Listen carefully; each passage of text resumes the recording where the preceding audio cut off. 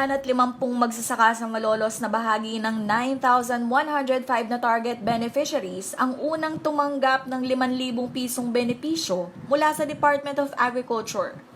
Ito ang Rice Farmers Financial Assistance o RFFA na kabilang sa inilunsad na Social Amelioration Program ng pamahalaan sa gitna ng COVID-19 pandemic.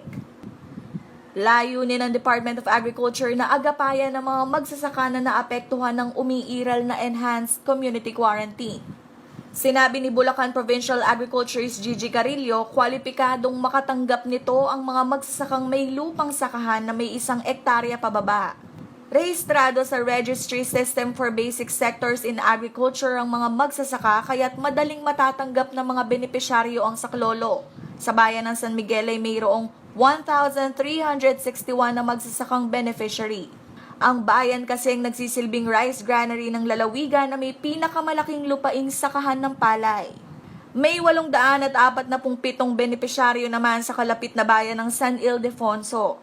Katuwang ng DA sa pamamahagi ang Land Bank of the Philippines o LBP, Provincial Agriculture Office at mga Municipal at City Agriculture Office. May RFFA beneficiaries din na malapit sa latian gaya ng 10 sa Paumbong at 108 sa Hagonoy. Kaugnay nito, nananatili pa rin ang Bulacan na kabilang sa 10 pangunahing mga lalawigan na may malawak na taniman ng palay sa bansa. Nitong March 2020 ay may kabuang 24,784 hektaryang lupang sakahan ng napataniman ng palay. Naani na mga palay sa 5,934.70 na hektarya. Katumbas ito ng 23% sa kabuang inventaryo ng mga pananim. Karen Maurilio, CLTV 36 News.